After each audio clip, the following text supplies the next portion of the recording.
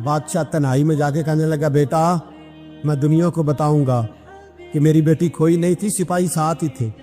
ये बड़ा मुश्किल होता है, बेटी तो भूल के भी रात कहीं रह पड़े तो लोग जीने नहीं देते, तो बेटा मुश्किल हो जाएगा मेरे लिए।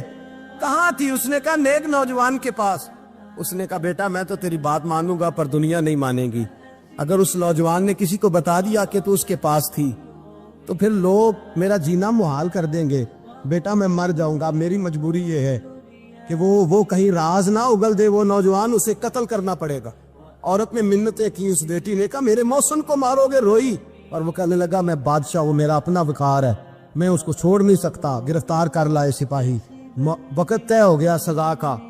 अकेले एक कारकोठरी में रखा गया, जो उसके खास एतबार वाले थे उनकी ड्यूटी लगाई। बादशाह ने बुलाया पहले बिलम, आया।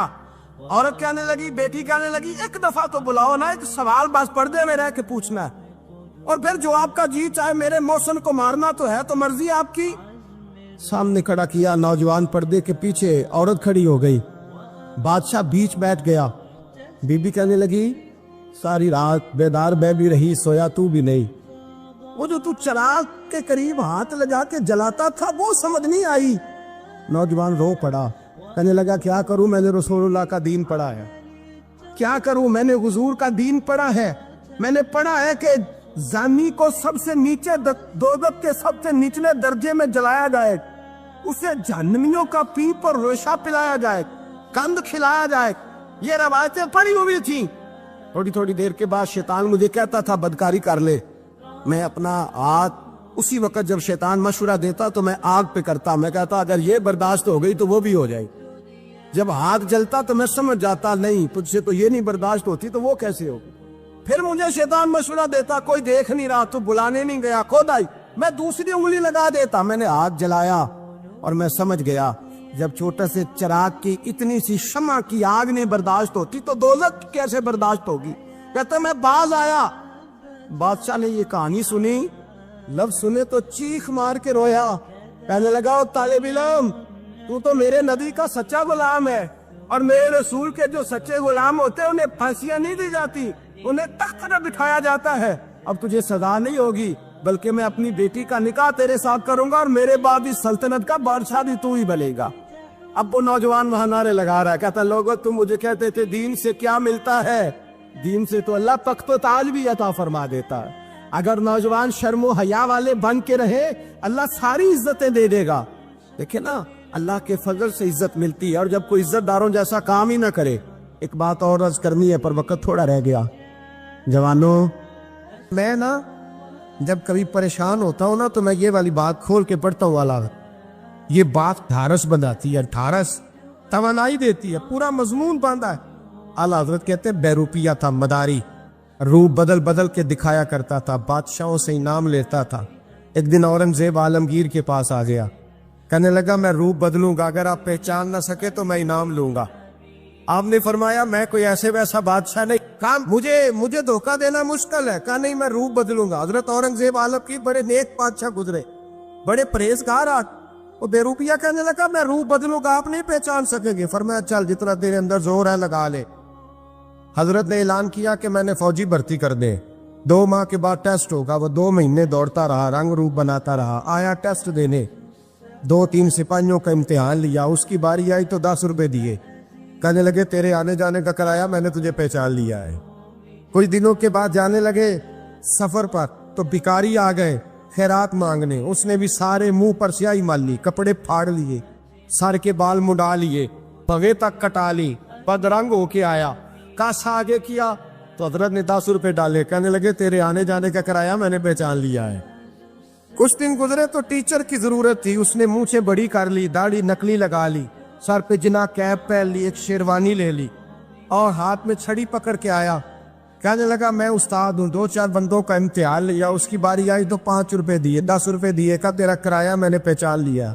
2 साल गुजर गए, वो जब भी आता हजरत पहचान लेते।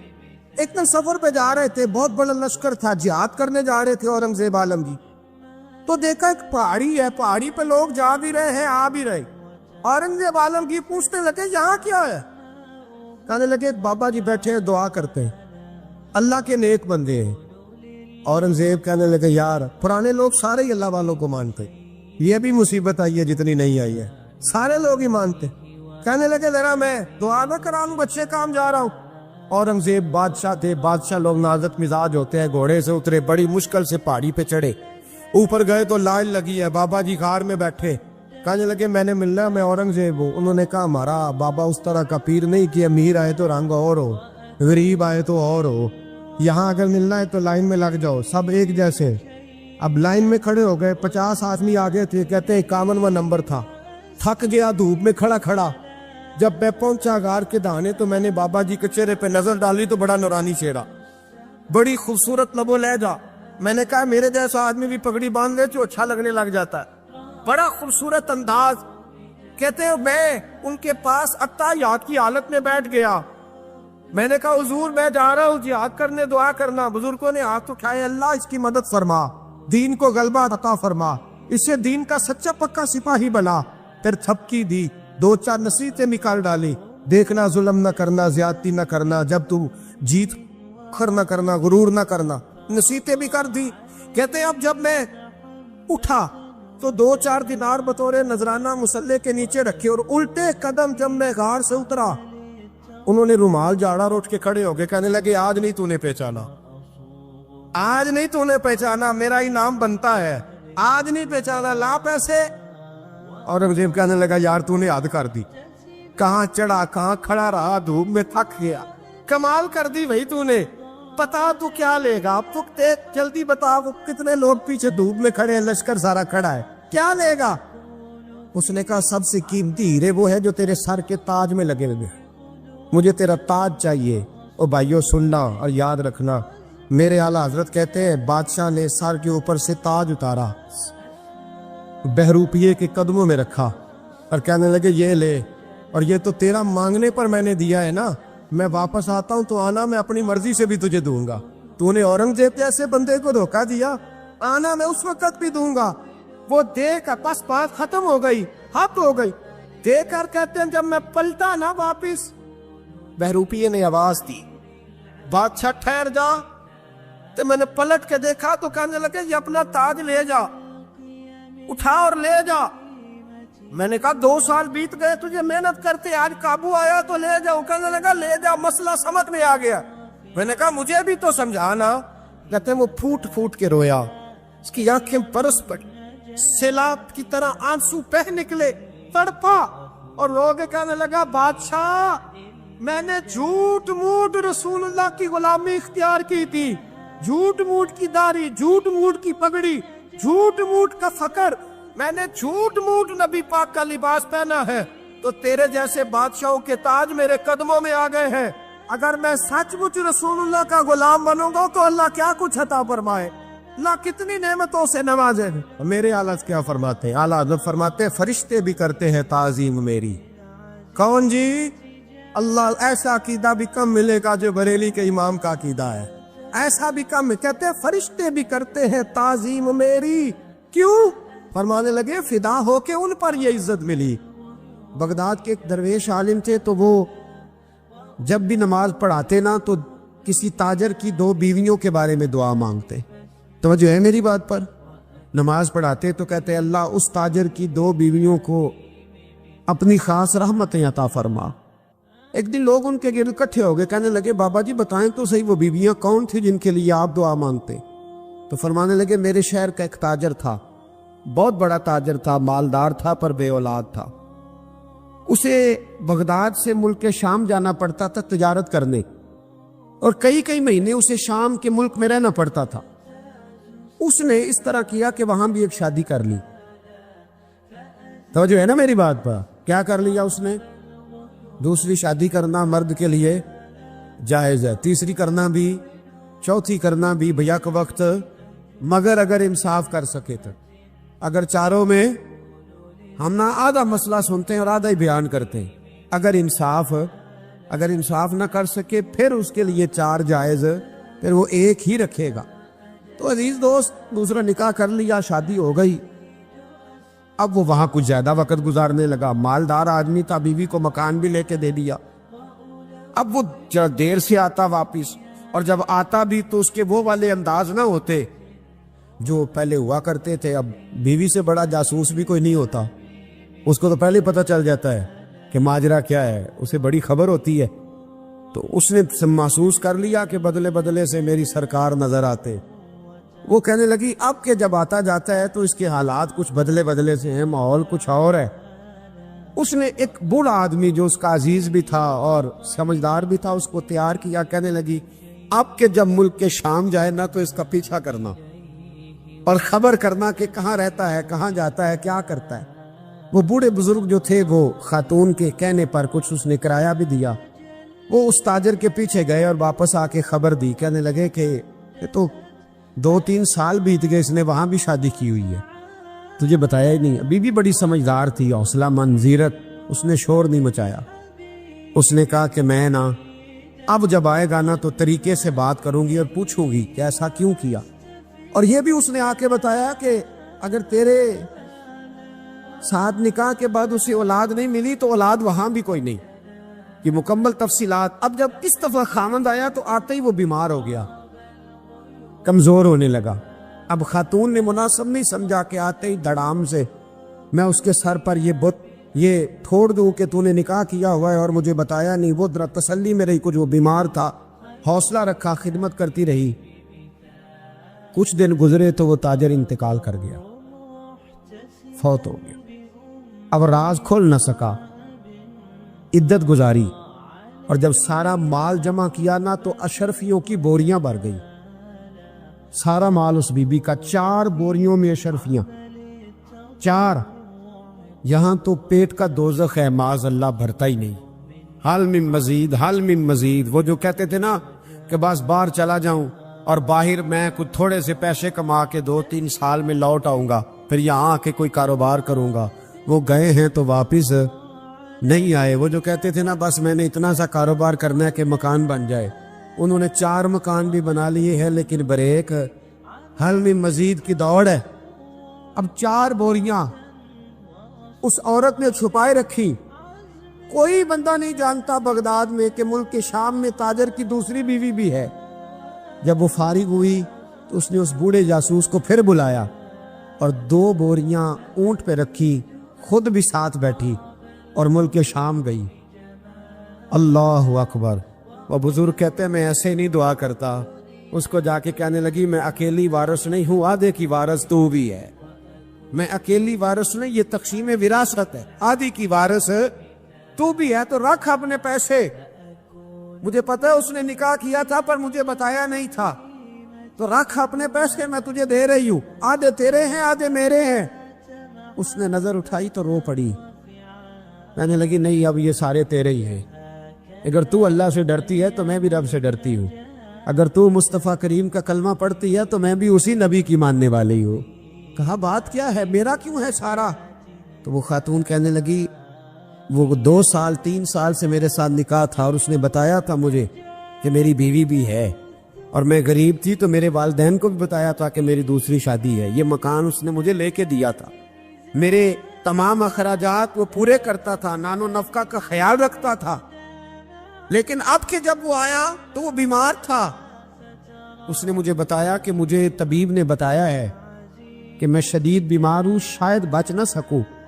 تو کہنے لگی وہ مجھے کئی لاکھ روپے بھی دے گیا اور جاتے دفعہ مجھے طلاق بھی دے گیا, فارغ کر گیا.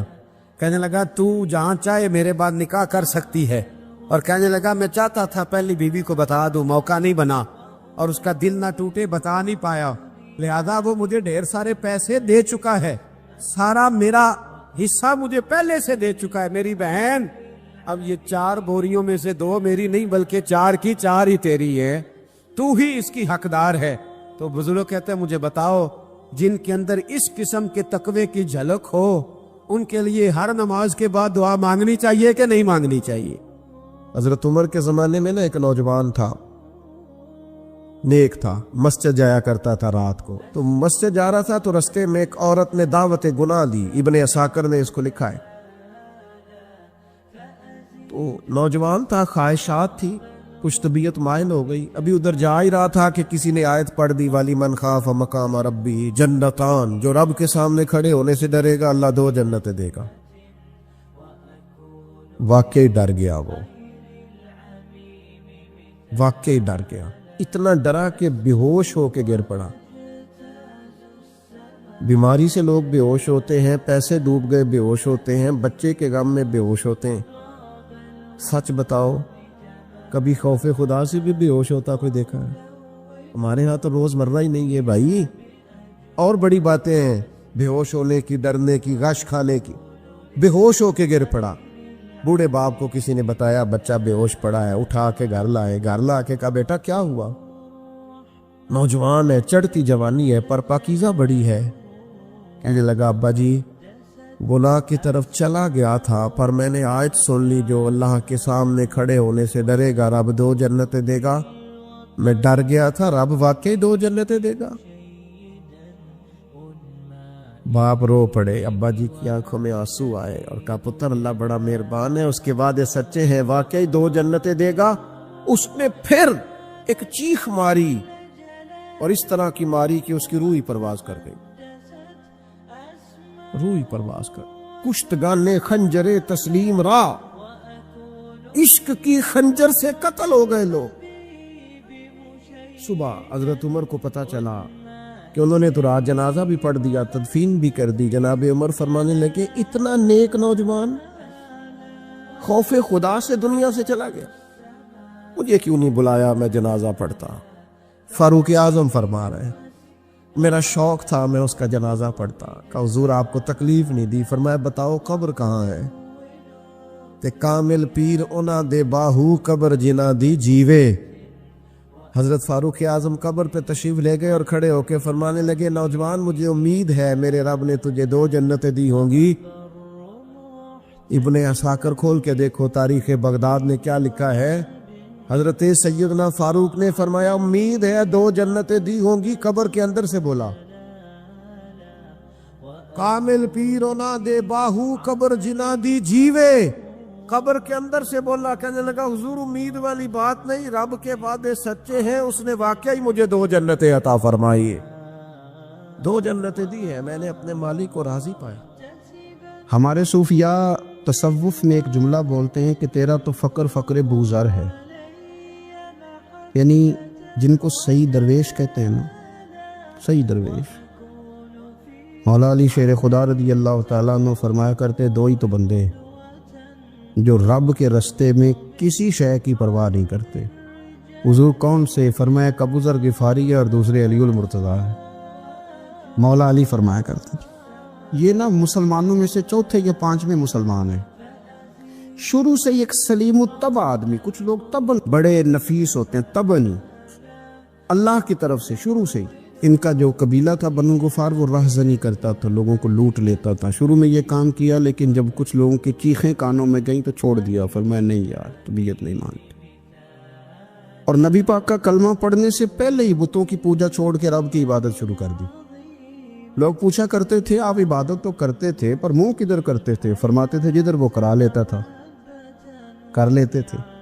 اسی نے انہیں بتایا کہ مکے میں ایک شخص ہیں جنہوں نے اعلان نبوت کیا ہے، آپ کی طرح کی باتیں کرتے ہیں۔ انہوں نے اپنے بھائی کو بھیجا، ان کا نام انیس تھا، پتہ کر کے واپس آئے، بھائی کہنے لگے ابو ذر، ان کا نام جندب ہے اصل میں، ذر ان کے بیٹے کا نام ہے اور کنیت سے زیادہ معروف ہیں، ابو ذر غفاری کہلاتے ہیں۔ فرماتے ہیں کہ بھائی نے آ کے بتایا کہ وہ نیکی کا حکم دیتے ہیں، برے کاموں سے منع کرتے ہیں، صلہ رحمی کا پیغام دیتے ہیں، لیکن لوگ سارے مخالف ہیں۔ یہ چیز بھی بڑی کاؤنٹ ہوتی ہے، اسے نہ کاؤنٹ کیا کریں۔ لوگوں کی ترجیحات بدلتی ہیں، صبح کچھ، دوپہر کچھ، شام کچھ، اسے نہ کاؤنٹ کریں۔ انہوں نے اس بات کو کاؤنٹ کر کے بتایا کہ لوگ ان کے جو ہے نا وہ مخالف ہیں سارے۔ تو حضرت ابو ذر غفاری کہنے لگے مجھے تسلی نہیں ہوئی، میں خود جا کے پتہ کروں گا۔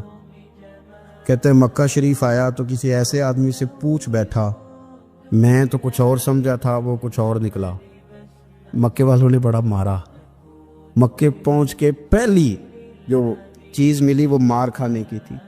اب میں ڈرتے کسی سے پوچھتا ہی نہ، بھوک بھی بڑی تھی، رہنے کو جگہ نہیں تھی، حرم شریف میں لیٹا رہتا تھا۔ میرے نصیب دیکھو، مجھے ایک شخص نے آ کے ہلایا، کہنے لگے اگر مناسب سمجھے تو میں آپ کو دیکھ رہا ہوں کافی دیر سے، آپ کوئی پردیسی ہیں، آپ کا اپنا مہمان نہ بنا لوں۔ تو میں نے کہا آپ کا کیا نام ہے؟ کہنے لگے میرا نام ہے علی ابن ابی طالب۔ کہتے ہیں مولا کائنات گھر لے گئے، کھانا بھی کھلایا، جگہ بھی دی، سونے کو خدمت بھی کی، لیکن چونکہ میں تو پہلے ایک سے پوچھ کے مار کھا بیٹھا تھا، میں نے پوچھا نہیں میں کدھر آیا ہوں۔ رات رہے، اگلی رات بھی رہے، لیکن میں نے بتایا نہیں میں کس کام آیا ہوں۔ حضرت ابو ذر غفاری رضی اللہ تعالیٰ عنہ کہتے ہیں خود ہی مولا علی نے پوچھا بتا سکتے ہو کیسے آئے ہو؟ میں نے کہا راز رکھ لو گے؟ فرمایا بڑا کشادہ سینہ دیا رب نے مجھے۔ تو بات تو کہنے لگے یار میں تو محمد مصطفیٰ کی زیارت کرنے آئے صلی اللہ تعالی علیہ وسلم۔ یہ بے نیاز لوگوں میں سے ہیں حضرت سیدنا ابو ذر غفاری۔ میں حضور کی زیارت کے لیے ہوں۔ حضرت علی کہنے لگے سویرے لے چلوں گا۔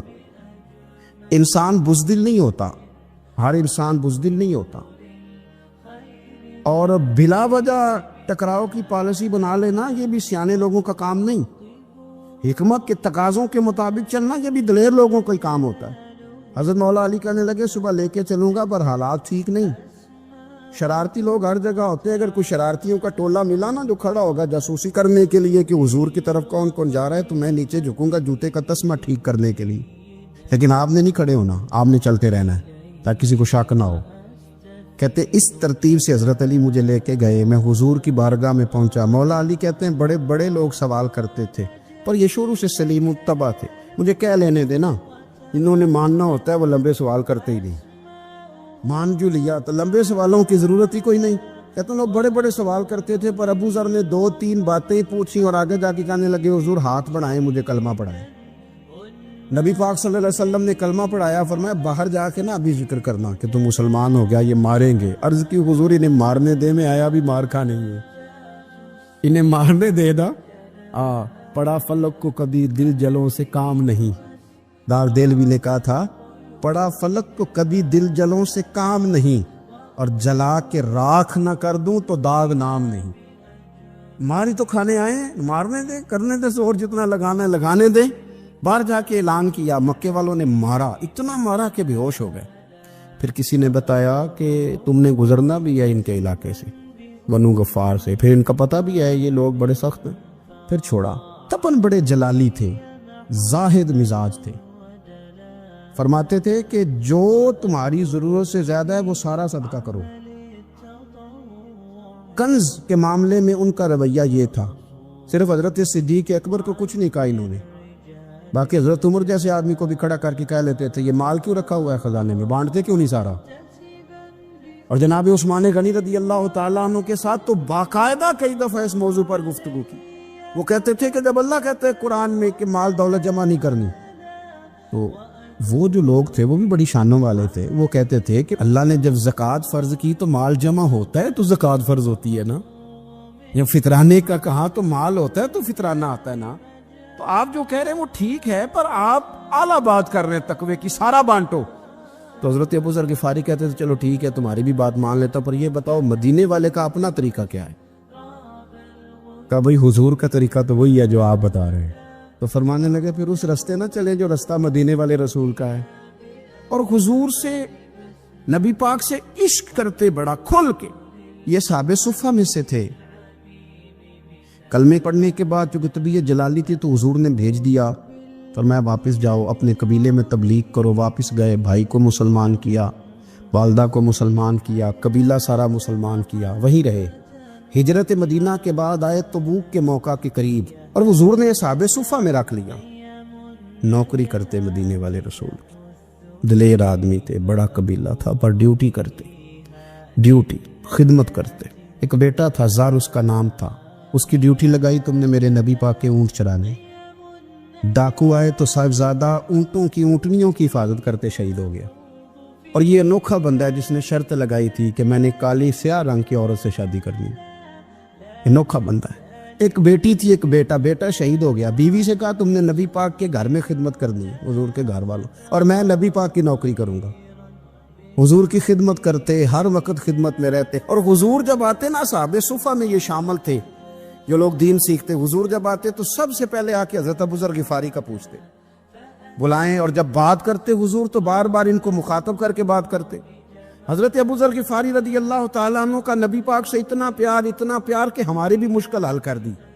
ابو داؤد شریف میں موجود ہے، ایک دن کہنے لگا یا رسول اللہ صلی اللہ علیہ وسلم، اگر کوئی بندہ کسی سے پیار بڑا ہی کرے پر اس جیسے عمل نہ کر سکے، کوشش کرے کرنا، لوگ ہمیں کہتے ہیں نا جی پیار بڑا، عمل بھی تو کرو نا، بھی کرنا چاہیے، پر انسان ہے نا، غلطی بھی تو ہو ہی جاتی ہے۔ اب ہم عمل نہیں کر سکتے تو تم ہمیں پیار بھی نہیں کرنے دو گے، مہربانی کرو پیار تو کرنے دو نا۔ حضرت ابو ذر غفاری نے کہا، ابو داؤد شریف میں موجود ہے، یا رسول اللہ صلی اللہ تعالی علیہ وآلہ وسلم، حضور پیار بڑا کرے پر ان جیسے عمل نہ کرے تو حکم کیا ہے؟ تو حضور نے فرمایا پیار سچا کرے، اللہ قیامت کے دن جس سے محبت کرے گا نا اس کے ساتھ ہی دونوں کو اکٹھا فرما دے گا۔ تو حضرت ابو ذر نے فوراً کہا، حضور پھر مجھے آپ سے بھی بڑا پیار ہے، رب سے بھی بڑا پیار ہے۔ فرمایا فکر نہ کرنا، جنت میں اکٹھے ہی جائیں گے۔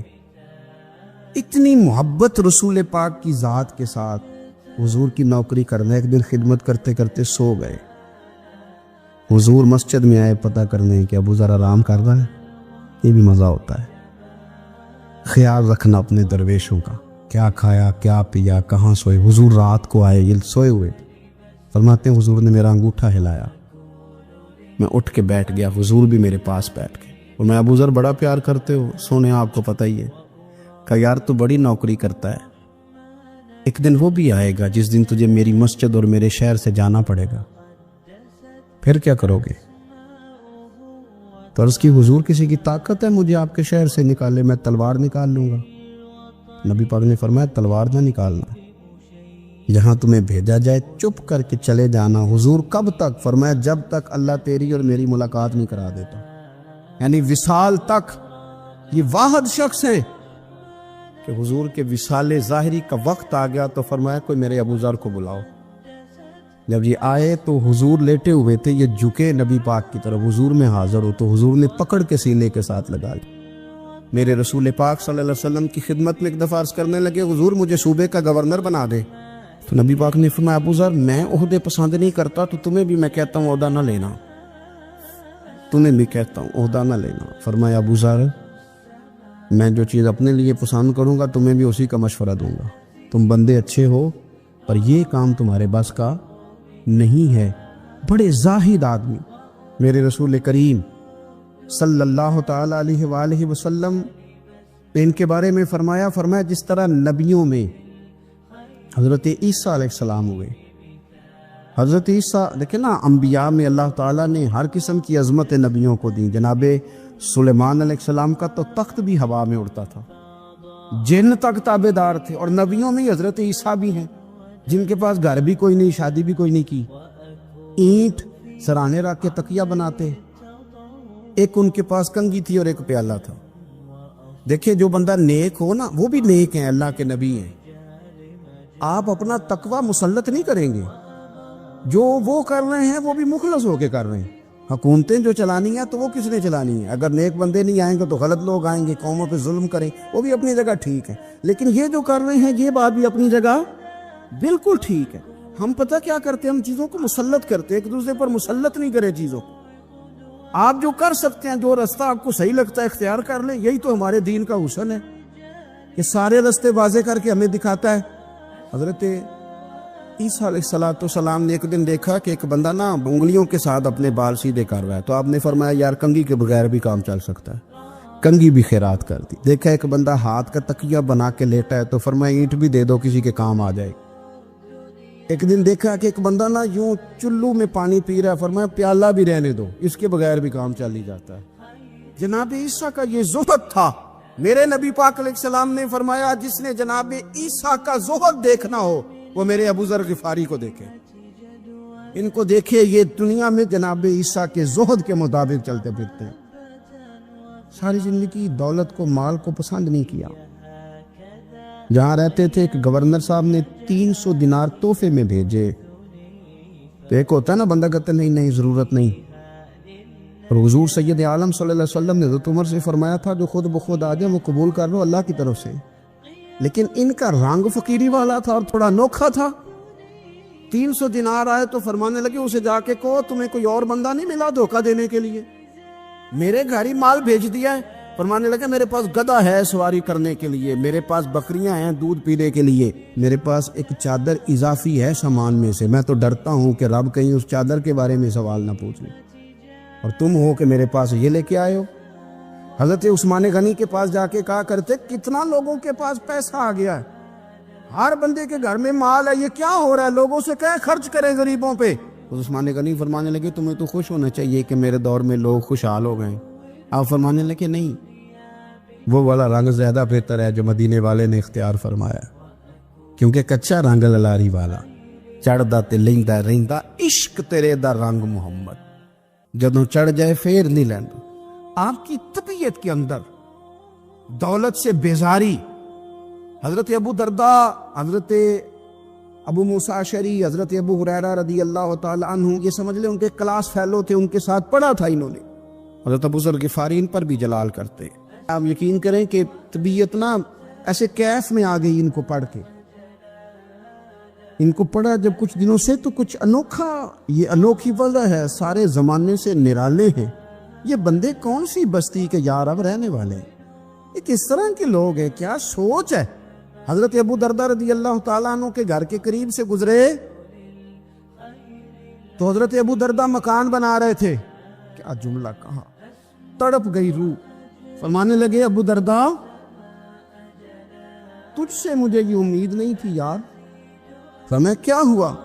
فرمانے لگے اب تیرا مکان بنانے کے لیے بھی اللہ کے بندوں کی پشتوں پر اینٹیں رکھی جائیں گی، تیرا مکان بنانے کے لیے رب کے بندوں کی پشتوں پر اینٹیں تیرے لیے۔ حضرت ابو درداء نے گردن جھکا لی، فرمایا یار جہاں تو ہے نا تو بالکل ہی ٹھیک کہتا ہے۔ کیوں؟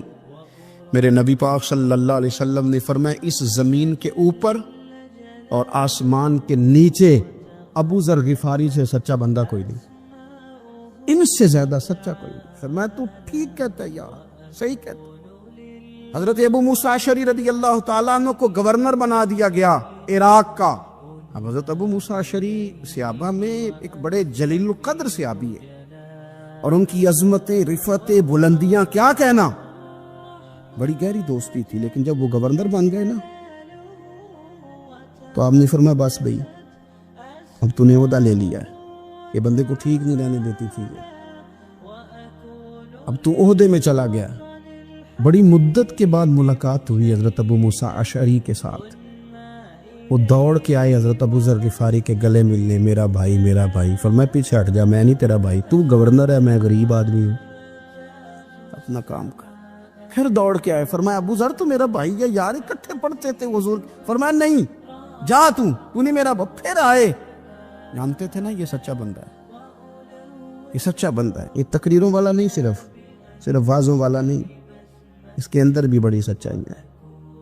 قریب آئے، آ کے کہا یار تو میرا بھائی ہے، میرے سینے لاگ۔ فرمانے لگے تو تیسری بار آیا ہے، مومن ہے، میں منہ نہیں موڑ سکتا، پر پہلے مجھے بتا گورنر بننے کے بعد تو نے مکان کتنے بنائے، باغ کتنے لگائے، چکیاں کتنی لگائی، کتنے تو نے چیزیں بنائی ہیں، پہلے بتا۔ تو ابو موسیٰ اشعری نے ان کا ہاتھ پکڑا، رونے لگے، کہنے لگے جس محبوب سے تو نے تربیت لی ہے میں بھی انہی کا نوکر ہوں، جن کپڑوں میں میں عراق گیا تھا میرے ہاتھ بھی وہی ہیں یار، کیا بات کرتا ہے تو میرے وہی ہیں۔ مجھے بتا اگر یہ عہدے خدمت کے ہم نہیں لیں گے تو پھر کیا ظالموں کو دیں گے، غیروں کو دیں گے؟ نہ کر، کچھ نہیں بنایا۔ حضرت سیدنا ابو موسیٰ اشعری رضی اللہ تعالیٰ عنہ روئے، اور جب کہا نا کوئی شے نہیں میرے پاس، تو فرمایا اچھا چل آ جا، پھر سینے لگ جا، تو واقعی میرا بھائی ہے۔ پھر حضرت ابو ذر غفاری نے محبت فرمائی، وہ درویشی، وہ فقیری، وہ سادگی، وہ نورانیت، وہ دل کے ساتھ اندر۔ ہمارے تو بہت سارے لوگ ہیں جو کہتے ہو کہاں لے جانا ہے مال، کیا ضرورت ہے مال کی، ہر وقت مال کی مخالفت کرتے، لیکن دل ان کا کہتا ہے کہ آئے صحیح، کسی طریقے سے پہنچے صحیح۔ حضور نے فرمایا بعض لوگوں کی زبانیں شہد سے زیادہ میٹھی، دل بھیڑیے سے زیادہ خطرناک، اوپر سے کہہ کچھ رہے ہیں اندر حالات کچھ اور ہیں۔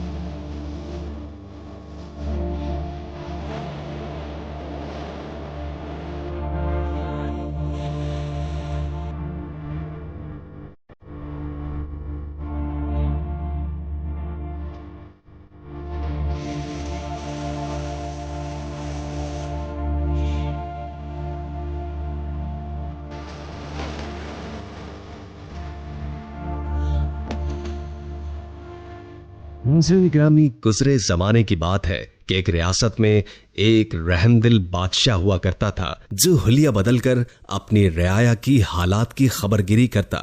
एक दिन बादशाह अपने महल में उदास और परेशान बैठा हुआ था कि इतने में उसका वजीर उसके पास आया और उसने बादशाह को रंजीदा और खामोश पाया। बादशाह की यह हालत देखकर वजीर भी परेशान हुआ और वजीर ने उसे सलाम किया तो बादशाह ने कोई जवाब ही नहीं दिया क्योंकि वो अपनी सोचों में मगन था। वजीर ने दोबारा सलाम किया मगर बादशाह ने फिर भी सर उठाकर नहीं देखा। अब तो वजीर को बहुत तशवीश होने लगी। वजीर ने एक दफा फिर भरपूर आवाज से सलाम किया और पूछा कि आप इस कदर खामोश और रंजीदा क्यों हैं? बादशाह अब की बार होश की दुनिया में लौटा और उसने वजीर को जवाब दिया कि कभी कभी मेरी ऐसी हालत हो जाती है कि किसी से मेरा बात तक करने का जी नहीं चाहता। आज भी मेरी हालत कुछ ऐसी ही है। अब तुम आ गए हो तो कोई अच्छी बात ही कर दो ताकि मेरा दिल बहल जाए और मूड खुशगवार हो जाए। वजीर ने कहा कि बादशाह सलामत, आपकी याद दहानी के लिए ये अर्ज करता चलूं कि आपके शहर में आज गश्त का दिन है। इसी तरह आपका दिल भी बहल जाएगा और अगर मुनासिब समझें तो लिबास बदलकर शहर में चलें, वरना हम फिर किसी और रोज चलते हैं। बादशाह ये सुनकर बोला कि नहीं, हम आज ही चलेंगे और फिर वजीर से ये कहकर वो तैयार होने चल दिया। फिर थोड़ी ही देर के बाद इन दोनों ने अपने लिबास तब्दील किए और भेस बदलकर महल के खुफिया दरवाजे से निकलकर शहर की तरफ चल पड़े। वो यहाँ वहां मुख्तलिफ गलियों में चलने लगे थे कि रास्ते में पहुंचकर उन्होंने देखा कि एक नाबीना फकीर खड़ा हुआ है। ये दोनों उसकी तरफ बढ़े। आहट सुनकर सदा लगाई तो बादशाह ने एक सिक्का निकालकर फकीर के हाथ में रख दिया और आगे बढ़ने लगे। तो फकीर ने उसका दामन पकड़कर कहा कि जिस तरह तुमने मुझसे हमदर्दी करते हुए सिक्का दिया है, इसी तरह मेरे मुंह पर एक थप्पड़ भी लगा दो। बादशाह ये अजीब व गरीब ख्वाहिश सुनकर बड़ा हैरान हुआ और उसे एक नाबीना फकीर समझकर आगे बढ़ने लगे, लेकिन फकीर ने उनका दामन न छोड़ा और इस बात पर इसरार करने लगा कि मेरे मुंह पर एक चांटा जरूर मारकर चाहिए और अगर ये मंजूर नहीं तो अपना सिक्का वापस ले लीजिए, मुझे इसकी जरूरत नहीं है। ना चाहते हुए भी बादशाह ने उसके मुंह पर हल्के से चांटा रसीद कर दिया और फिर वो लोग आगे बढ़ गए। कुछ ही दूर जाने के बाद बादशाह के दिल में ख्याल आया कि नाबीना फकीर ने जो ये हरकत की है तो जरूर इसके पीछे कोई राज दफन है, वरना कौन इस तरह सिक्के के लिए अपने मुंह पर थप्पड़ लगवाता है। उसे जुस्तजू हुई कि वो जरूर ये राज पता करेगा। चुनाचे बादशाह ने अपने वजीर से कहा कि वो उस फकीर को जाकर बता दे कि उसको ये सोने का सिक्का बादशाह ने दिया है और उसका हुक्म है कि वो कल दोपहर को उसके दरबार में हाजिर हो। वजीर ने बादशाह के हुक्म की तामील की। फिर खैर ये दोनों आगे बढ़ गए और इसी तरह शहर की मुख्तलिफ गलियों और बाजारों में घूम फिर कर लोगों के हालात और मसाइल मालूम करने लगे। उन्होंने शहरियों से हुकूमती कारिंदों के हवाले से बातचीत भी की। फिर बादशाह और उसका वजीर काफी देर शहर में गुजारने के बाद खुफिया रास्ते से महल में वापस आ गए। अगले दिन दोपहर को वही नाबीना फकीर बादशाह के दरबार में हाजिर हुआ। बादशाह ने फकीर से पूछा कि तुम्हारा नाम क्या है और तुमने सवाल करने के बाद अपने मुंह पर चांटा क्यों लगवाया? ये कैसा माजरा है? अंधे फकीर ने सवाल सुनकर बड़े अदब से जवाब दिया कि जनाब आली, मैं आपके इसी शहर का रहने वाला हूँ। मेरे बाप ने मरते वक्त जो रुपया पैसा छोड़ा था वो मैंने फजूल खर्ची में बहुत जल्द उड़ा दिया और फिर तंगदस्त हो गया। फिर मेरी बीवी ने मेरी ये नामाकुली और फजूल खर्ची पे नजर रखकर उसने मुझे समझाया और मैंने उसके कहने पर 2 ऊंट खरीदे और तिजारत को अपना पेशा बना लिया। जल्द ही मेरे काम में बड़ी तरक्की हुई और रफ्ता रफ्ता मेरी माली हालत बेहतर से बेहतर होती चली गई और मैं खुशहाल हो गया। अब मेरे पास 80 ऊंट थे और मेरा काम बहुत अच्छा चल रहा था। एक दिन सौदागर का माल लेकर मैं बंदरगाह पर पहुंचाकर वापस शहर आ रहा था कि रास्ते में एक जगह पर कुछ देर आराम करने के लिए बैठ गया। ऊंटों को भी मैंने उनके चरने के लिए छोड़ दिया। कुछ ही देर गुजरी थी कि एक दरवेश मेरे पास आया और बैठ गया। सलाम दुआ के बाद हम आपस में बातें करने लगे, एक दूसरे से वाकफियत हुई। फिर हमने साथ ही खाना खाया। उसी दौरान दरवेश ने मुझसे कहा کہ اس جگہ کے قریب جو پہاڑی ہے اس میں اتنا بڑا خزانہ چھپا ہوا ہے کہ اگر تم اسے اپنے سارے اونٹوں پر بھی لاد دو تو بھی وہ کم نہیں ہوگا۔ یہ سن کر میں لالچ کے گھیرے میں آ گیا اور میں نے کہا کہ یہ خزانہ مجھے بھی دکھائیے۔ درویش نے کہا کہ میں اس شرط پر تمہیں یہ خزانہ دکھا سکتا ہوں کہ جب تم اپنے آدھے اونٹ مجھے دے دو۔ میں نے دل میں سوچا کہ اپنے ان 80 اونٹوں میں سے 40 اونٹ اس درویش کو دے دوں گا تو بھی 40 اونٹ میرے پاس بچیں گے۔ خزانے سے بھرے یہ 40 اونٹ بھی میری کئی پشتوں کے لیے کافی ہوں گے۔ اتنا بڑا خزانہ 40 اونٹوں کے بدلے میں مل رہا ہے تو یہ سودا کچھ برا بھی نہیں ہے۔ چنانچہ یہ سوچ کر میں نے درویش سے کہا کہ مجھے تمہاری یہ شرط منظور ہے۔ اس پر درویش نے مجھ سے کہا کہ میں اونٹ لے کر اس کے پیچھے پیچھے چلوں۔ ابھی ہم تھوڑے ہی دور گئے ہوں گے کہ ایک پہاڑی درہ نظر آیا۔ یہ درہ چونکہ بہت ہی تنگ تھا اس لیے اونٹوں کو ایک قطار میں کر کے میں درویش کے پیچھے اس میں داخل ہو گیا۔ کچھ دور چلنے کے بعد درویش رک گیا اور کہنے لگا کہ ہم خزانے تک پہنچ گئے ہیں، اونٹوں کو یہاں بٹھا دو۔ میں نے اس کے کہنے پر اونٹوں کو ادھر ہی بٹھا دیا۔ پھر وہ مجھے اپنے ساتھ لے کر آگے چلا۔ چند قدم چل کر اس نے لکڑیاں جمع کر کے آگ جلائی اور آگ پر کوئی خوشبودار سفوف چھڑک کر کچھ پڑنے لگا جسے میں سمجھ نہ سکا۔ کچھ ہی لمحوں کے بعد اچانک زمین لرزنے لگی اور ایک جگہ سے پھٹ گئی۔ جس جگہ یہ زمین پھٹی وہاں پر ایک عالی شان دروازہ نظر آیا۔ درویش نے مجھے اشارہ کیا کہ آؤ اور پھر ہم دونوں اسی دروازے میں داخل ہو گئے۔ جب میں دروازے کے اندر گیا تو میری آنکھیں حیرت سے پھٹی کی پھٹی رہ گئیں۔ ہر طرف ہیرے جواہرات کے انبار لگے ہوئے تھے۔ میں اس کو دیکھتے ہی لالچیوں کی طرح چمٹا اور یہ زر و جواہرات اپنے اونٹ پر لادنا شروع کر دیا۔ جب سارے اونٹ بھر گئے اور ہم واپس جانے لگے تو درویش نے چاندی کی ایک ڈبیا ایک صندوق سے نکالی اور اپنی جیب میں رکھ لی۔ اس کے بعد اس نے پھر کچھ پڑھنا شروع کیا جس کو میں سمجھ نہ سکا۔ ابھی ہم دروازے سے نکلے ہی تھے کہ زمین پھر ہلی اور خزانے کا دروازہ خود بخود بند ہو گیا۔ ہم پھر اسی درے میں پہنچ گئے جہاں سے گزر کر آئے تھے۔ درے سے نکل کر درویش اپنے 40 اونٹ لے کر ایک طرف کو چلا اور میں اپنے باقی 40 اونٹ لے کر بغداد کی طرف روانہ ہو گیا۔ بادشاہ سلامت میں چند قدم آگے ہی گیا ہوں گا کہ لالچ نے مجھے کھیل لیا اور میرے دل میں خیال آیا کہ بلا وجہ میں نے 40 اونٹ اسے دے دیے۔ وہ تو درویش ہے، اسے دولت کی کیا ضرورت ہے؟ لہٰذا میں واپس آ گیا اور اس سے بات کر کے 20 اونٹ واپس لے لیے۔ اب میرے پاس 60 اونٹ ہو گئے تھے۔ میں آگے چلا تو لالچ نے پھر میرے دل میں دستک دی، لہٰذا میں پھر واپس آ گیا اور درویش کو ڈرا دھمکا کر 10 اونٹ اور واپس لے لیے۔ پھر اسی طرح میں نے اپنے سارے اونٹ اس سے واپس لے لیے۔ اب درویش خالی ہاتھ چل پڑا تو میرے دل میں خیال آیا کہ اس کی جیب میں چاندی کی ایک ٹبیا تھی، ضرور اس میں کوئی خزانہ چھپا ہوا ہے۔ میں پھر اس کے پاس گیا اور اسے ڈرا دھمکا کر وہ چاندی کی ڈبیا لینے کی کوشش کی۔ پہلے تو اس نے انکار کیا تو پھر مجھے یقین ہو گیا کہ ضرور اس میں کوئی